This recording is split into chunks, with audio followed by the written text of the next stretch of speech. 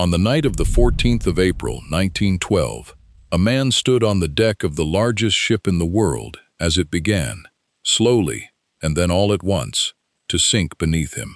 He was not a passenger traveling for pleasure.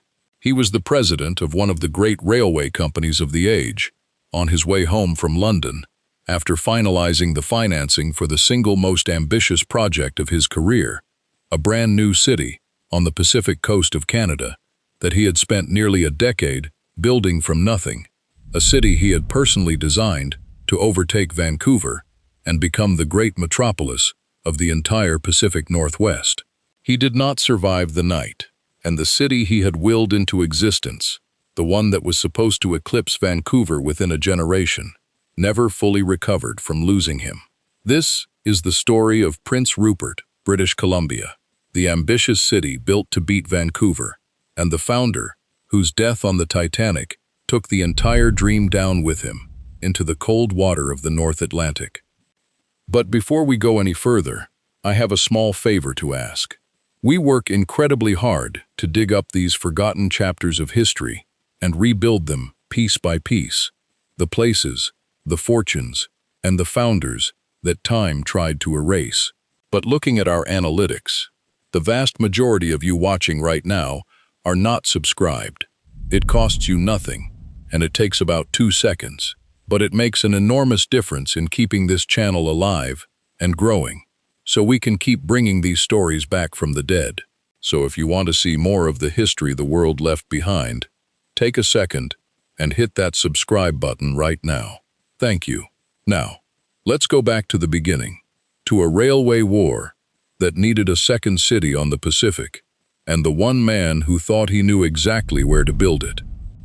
By the early years of the 20th century, the Canadian Pacific Railway had already done what its name promised, binding the country together with a single transcontinental line that ended at Vancouver, and in doing so, had made Vancouver the unquestioned gateway to the Pacific for the entire nation. Vancouver had the harbor, the railway, the population, and, most importantly, the momentum. Any city hoping to challenge it would need something Vancouver did not have, a genuine structural advantage, not just ambition. And in the boardrooms of a rival railway company, a plan was forming to build exactly that, a second transcontinental line, and a second Pacific terminus to go with it. The rivalry between the two railway systems went well beyond a simple business competition. Canada's government had actively encouraged the construction of a second transcontinental line, partly to open the vast, underpopulated interior of the country to settlement, and partly because a single national railway, controlling the only practical route from coast to coast, held a degree of economic power that made both farmers and politicians deeply uneasy. A second line, ending at a second Pacific port, would break that monopoly and give the whole western half of the country a genuine alternative route to the sea. The company chosen to build it, and the terminus it would build to serve it, therefore carried an importance well beyond ordinary corporate ambition. This was meant to be a genuine rival gateway to the Pacific for the entire nation, not simply one company's private venture. Surveyors examined a number of possible sites along the northern coast of British Columbia before settling on their final choice, weighing depth of water, ice conditions, distance from the railway's planned route through the mountains, and the sheer physical difficulty of building a functioning port on a coastline defined by steep, forested islands and narrow channels. Several other locations were seriously considered and ultimately rejected, each one falling short on some combination of these factors. The site the company finally chose won out specifically because it offered the deepest, most sheltered, most consistently ice-free anchorage of any option examined, a natural harbor capable, in theory, of accommodating the largest vessels then afloat without the dredging, tidal complications, or exposure to open ocean weather that limited so many of the alternatives. By the time this second railway seriously began surveying its route to the coast, Vancouver had already had roughly a quarter century to establish itself as the undisputed commercial capital of British Columbia, ever since the original transcontinental line had chosen it as a terminus back in the 1880s.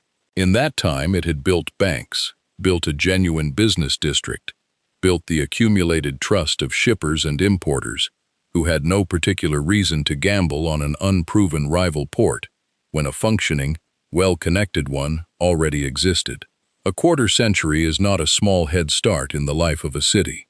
It is the difference between an infant settlement and an institution, with roots deep enough that dislodging it would take more than a good harbor and an ambitious railway. It would take, at minimum, an equally long, equally patient, equally well-funded campaign to build up the same kind of accumulated commercial trust from nothing. Whether the new venture on the northern coast would ever be given that much time was a question nobody involved in the planning seemed willing to ask out loud. This is the single fact from which the rest of the story descends. Not accident, not a natural boomtown growing up around a resource, but a deliberate, engineered attempt to build a rival city from a blank stretch of coastline, planned from the very first survey stake to compete directly with an already established metropolis. The company behind the plan was the Grand Trunk Pacific Railway, a western extension of one of the oldest and largest railway systems in the country, and the man driving that extension forward, with a force of will that bordered on obsession, was its president. Enter Charles Melville Hayes, an American-born railway executive who had risen through the ranks of the industry in the United States before taking the helm of the Grand Trunk system in Canada, and who became, by the first decade of the 20th century, one of the most powerful and most relentlessly ambitious railwaymen on the continent. Hayes did not simply want to extend a rail line to the coast. He wanted to build an entirely new city there, planned from scratch, engineered to be everything Vancouver was not, and he wanted it to become, within his own lifetime, the dominant port of the Canadian Pacific coast. It was an audacious bet, and Hayes staked an enormous portion of his company's future and a very large portion of his own personal reputation on making it come true. Hayes had not come up through Canadian railways by inheritance or connection. He had built his career from the ground up in the American railway industry, working his way through a series of increasingly senior operating roles before being recruited north to take charge of a struggling Canadian system and turn it into a genuine competitor to the country's dominant railway. He had a reputation, well earned over decades in the industry, as a man who thought in terms of decades and continents rather than fiscal quarters, someone who treated a railway not merely as a transportation business, but as an instrument for building entire regional economies from nothing. Extending the line to a brand new Pacific terminus, rather than settling for trackage rights into an already developed port, was exactly the kind of maximal, empire-building bet that fit the pattern of his entire career. He did not want to merely reach the coast. He wanted to own the city that met it there. The site his surveyors eventually settled on sat far to the north of Vancouver, on an island near the mouth of the Skeena River, chosen for one specific, defensible reason. The harbor there was deep, sheltered, and ice-free year-round, capable of handling the largest ships of the era without the dredging or the tidal complications that troubled other potential sites along the coast. And there was a second claim, one that would become central to the entire marketing campaign built around the new city, measured along the great circle routes that ships actually sailed rather than on a flat map. The harbor at this new town site sat measurably closer to the ports of Japan and the wider Pacific trade than Vancouver did. It was not a massive difference in absolute terms, but in the language of shipping and freight, where every mile saved on every voyage compounds into real savings across thousands of crossings. It was a genuine structural advantage, and Hayes intended to build an entire city's identity around it. Before a single permanent building went up, Hayes commissioned professional city planners to lay out the new town site properly, wide boulevards and organized residential districts, rather than the haphazard grid of a typical resource boomtown, because this was never meant to be a mining camp or a fishing village that happened to grow. It was meant, from its very first drawings, to be a genuine metropolis. Even the name of the place was chosen through a highly publicized national contest. Thousands of entries submitted from across the country, competing for a cash prize, before the company settled on a name honoring Prince Rupert of the Rhine, a nephew of an English king, and the first governor of the Hudson's Bay Company 2.5 centuries earlier, a name meant to lend the brand new settlement an air of imperial legitimacy it had not yet earned on the ground. The naming contest itself became a minor sensation in its own right, promoted heavily by the railway company as a way of generating public interest and free publicity for a town site that, at the time entries were being collected, still consisted of almost nothing but surveyors' stakes through standing timber. Newspapers across the country carried notices of the competition, and thousands of hopeful entrants mailed in suggestions, many of them earnest attempts at something suitably grand and Pacific-sounding, others clearly opportunistic guesses at whatever the judges might favor. The winning entry, honoring the distant 17th-century prince who had once served as the Hudson's Bay Company's first governor, was chosen precisely because it evoked exactly the kind of established, historically weighted legitimacy that a genuinely brand-new settlement could not otherwise claim for itself. A city with no history of its own had, in effect, borrowed one. The physical planning of the town site reflected the same determination to skip past the usual, haphazard growth of a resource boomtown and arrive directly at something resembling a finished metropolis. Rather than allowing streets to develop organically around whatever buildings happened to go up first, the company brought in professional planners to lay the whole town out in advance. Wide boulevards radiating from planned civic centers, residential districts zoned and graded before a single house stood on them. Parkland set aside years before there was a population large enough to use it. It was, in its ambition if not yet in its population, closer in spirit to the grand planned capitals of an earlier imperial age than to the muddy, improvised mining and railway towns that dotted the rest of the province. Picture the town site in 1910 and 1911, in the last full flush of the boom before everything changed. Land auctions draw crowds of speculators from across the continent, men buying lots on streets that exist only as surveyors' lines through standing timber, betting that within a few years those lots will sit in the heart of a great Pacific city. Construction crews clear forest and blast rock to grade the wide, ambitiously planned streets the Boston-trained planners had laid out, streets scaled for a metropolis that, on the ground in these years, barely exists yet at all. Hotels and company offices go up fast and often unfinished, the whole settlement humming with the particular, unstable energy of a place that has been promised a spectacular future, but has not yet had time to grow into it. The company's promotional literature, distributed as far away as Britain and continental Europe, describes the new city in language that leaves nothing to modesty. The terminus of a great transcontinental railway, the closest North American port to the trade of the Orient, the natural heir to everything Vancouver had already built for itself. And at the center of all of it, driving the financing, the construction, and the promotion, with a personal energy that investors and employees alike found almost impossible to resist, stood Hayes himself personally, treating this single town site as though it were the capstone of his entire career.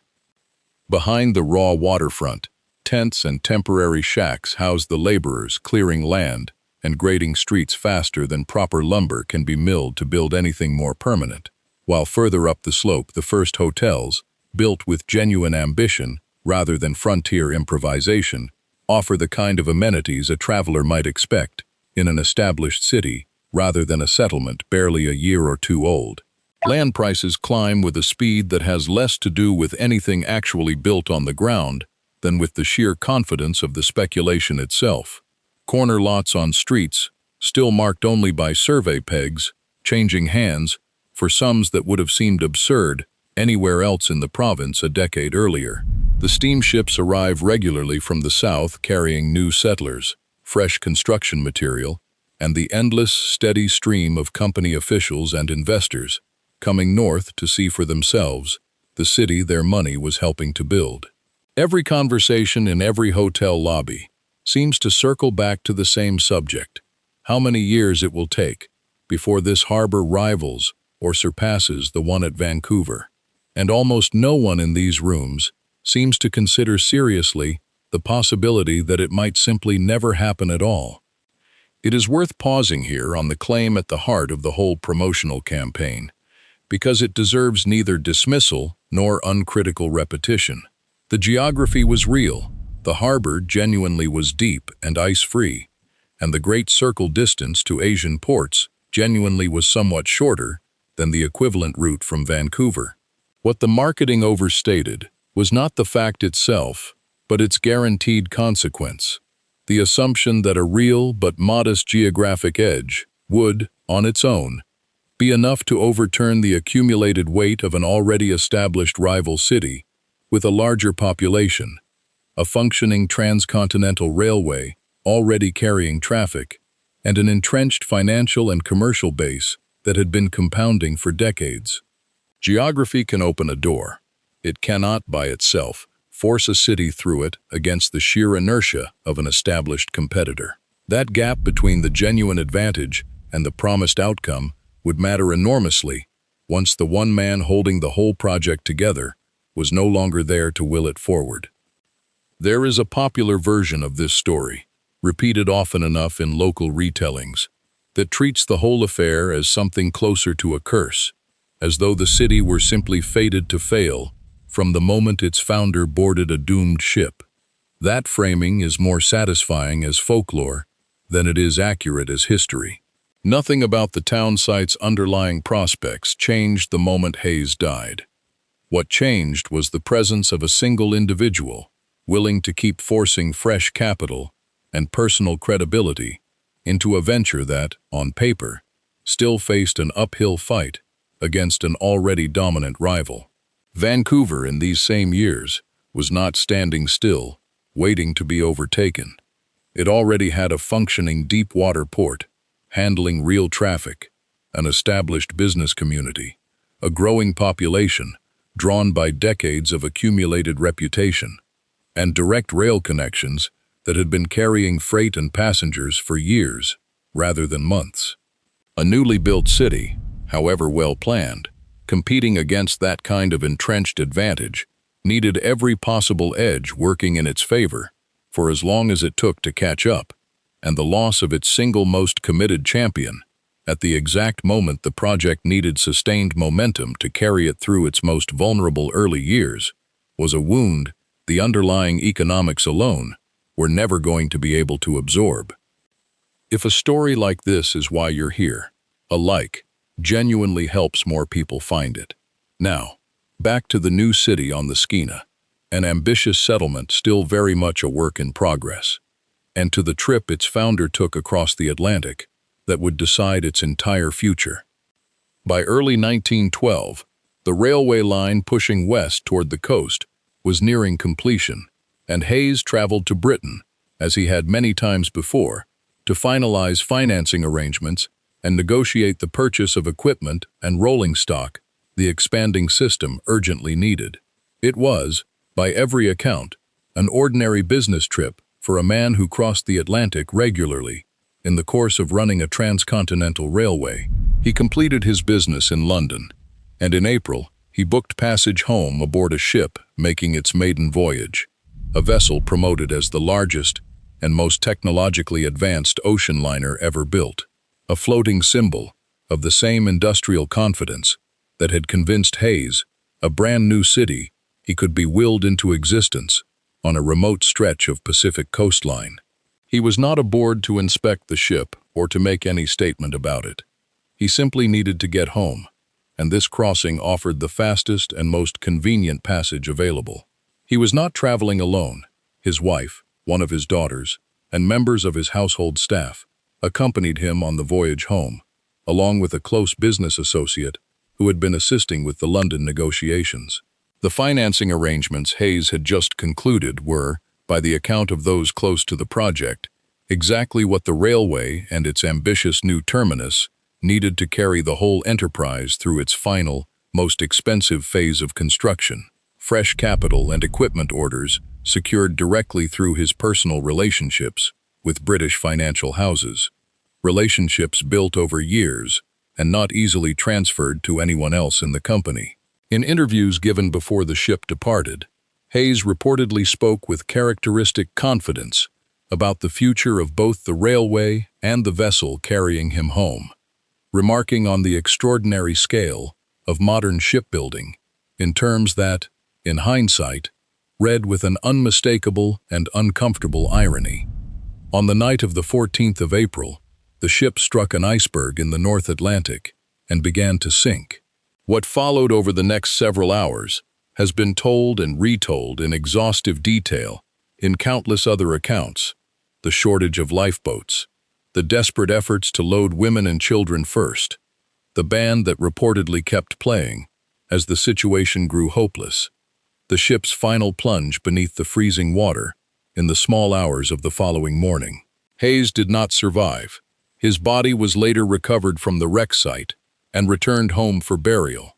One name among the more than 1,500 lost that night, but a name that carried an outsized weight for the small, unfinished city on the far side of the continent that had staked its entire future on his continued drive and financial backing.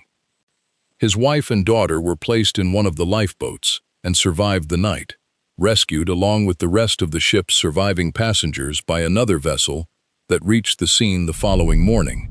But Hayes himself, along with the male members of his party, remained aboard as the ship went down, a fate that fell overwhelmingly on the men traveling that night, regardless of their wealth or standing, in keeping with the order of evacuation that had governed the loading of the too few lifeboats. When word of the sinking reached the town site he had founded, thousands of kilometers away on the Pacific coast, it landed with the force of a personal catastrophe rather than a distant news item. This was not an investor losing interest in a project from a comfortable distance. This was the loss of the one man whose name appeared on nearly every contract, every land title, and every promotional pamphlet the young city had ever produced.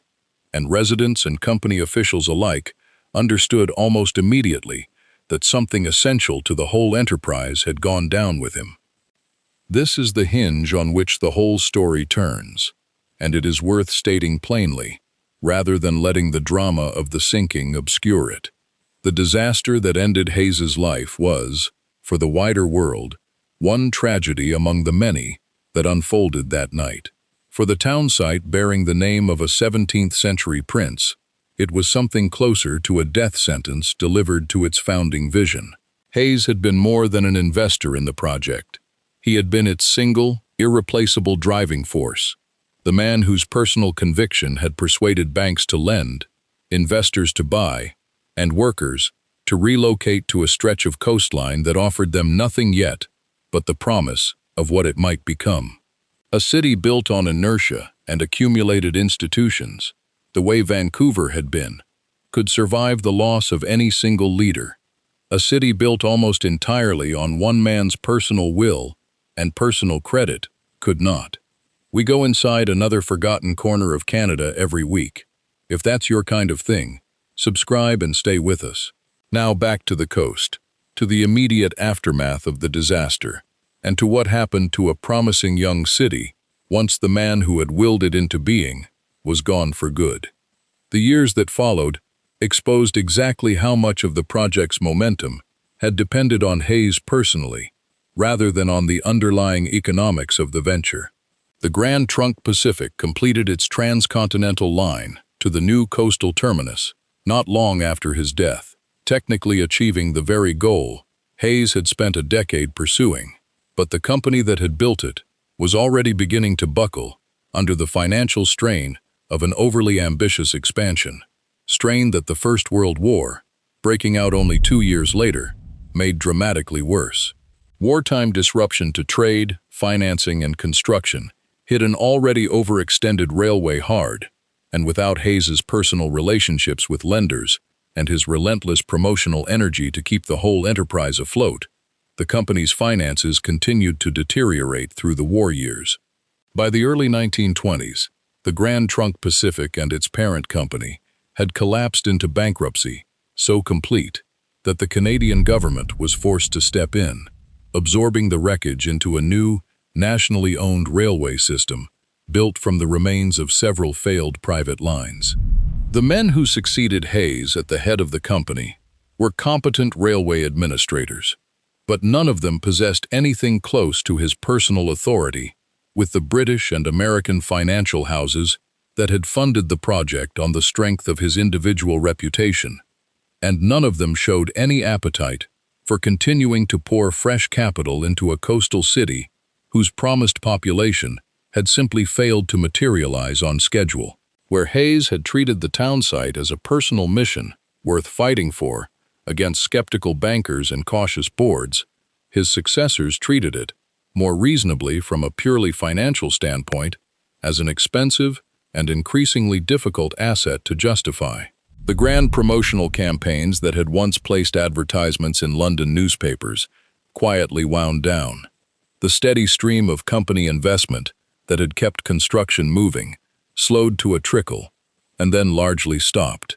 A city built on the personal conviction of one man does not simply find a replacement for that conviction when he is gone. It finds instead a long list of competent people whose job is now to manage decline rather than to chase a founder's original, outsized ambition. The city on the coast, meanwhile, simply stopped growing at anything like the pace its founder had promised. The wide, ambitiously planned boulevards remained wide and ambitiously planned, but the population that was supposed to fill them in a rush of post-war growth never materialized in the numbers the original boosters had confidently predicted. Vancouver, never seriously threatened by the rival project even at its height, continued accumulating the population, the capital, and the institutional weight that only compounds over time for an already established metropolis, pulling further and further ahead of a rival it had, in the end, barely had to fight off at all. The new city on the Skeena settled instead into a much smaller, quieter role, a functional port serving the fishing industry and, later, the shipment of grain and bulk resources, useful and productive, but nothing remotely close to the great Pacific metropolis its founder had once promised investors on 2 continents. What growth the city did experience over the following decades came almost entirely from industries that had nothing to do with the original vision of a great trading metropolis. The rich fishing grounds off the northern coast supported a substantial canning and processing industry that gave the town a genuine, if modest, economic reason to exist independent of the railway's original ambitions, and the deep harbor proved useful, on a much smaller scale than promised, for shipping grain and other bulk commodities gathered from the prairie provinces. These were real industries, employing real people, and they kept the town alive and functioning for generations. They were also, unmistakably, a smaller and more provincial economic base than the diversified commercial and financial powerhouse the original promotional campaigns had described, a fishing and bulk shipping town rather than the rival Pacific capital its founder had spent a fortune trying to build. There is a particular, almost unbearable irony sitting at the center of what happened next, because the geography Hayes had bet everything on was never actually disproven. The harbor really was deep enough for the largest ships of any era, exactly as the original surveys had promised, sheltered and ice-free, through every winter, regardless of what else happened to the fortunes of the men who had first identified its value. The Great Circle route to Asia really was shorter from this coastline than from Vancouver's, a plain fact of spherical geometry that no bankruptcy, no war, and no shipwreck could ever alter. What had been missing was never the underlying advantage. It was the sustained will, the capital, and the decades of patient institutional building that, turning a genuine geographic edge into an actual metropolis requires. And all three of those things had been concentrated almost entirely in one man who spent barely a decade building the project before a single night in the North Atlantic took him away from it for good. So what does this city look like today, more than a century after the ship that carried its founder went down? It remains, by any honest measure, a modest place, home to a population that would fit inside a single large Vancouver neighborhood. Its economy still built primarily around fishing, forestry, and the movement of bulk cargo, rather than the diversified commercial and financial power that Vancouver eventually accumulated. And yet the geography that Hayes identified more than a century ago has, in recent decades, finally begun to matter, in exactly the way he always insisted it would, on a scale he could never have imagined, and delivered by an industry he never lived to see. In the 21st century, a modern container terminal was developed on the same deep, ice-free harbor, taking direct advantage of the shorter sailing distance to Asian ports that had been the centerpiece of the original promotional campaign more than 100 years earlier. Container ships now dock at that terminal specifically because the crossing to Asia is measurably shorter from here than from the much larger port to the south, moving cargo on exactly the logic Hayes had tried to sell to investors in 1910, vindicated at last, a century late, and on a fraction of the scale he had promised. Walk the streets of the old town site today, and the original ambition is still faintly legible in the bones of the place. Boulevards laid out wide enough for a metropolis of hundreds of thousands, carrying instead the modest daily traffic of a small coastal city of a fraction that size. Heritage buildings from the boom years standing at a scale that always slightly overshoots the town actually built around them.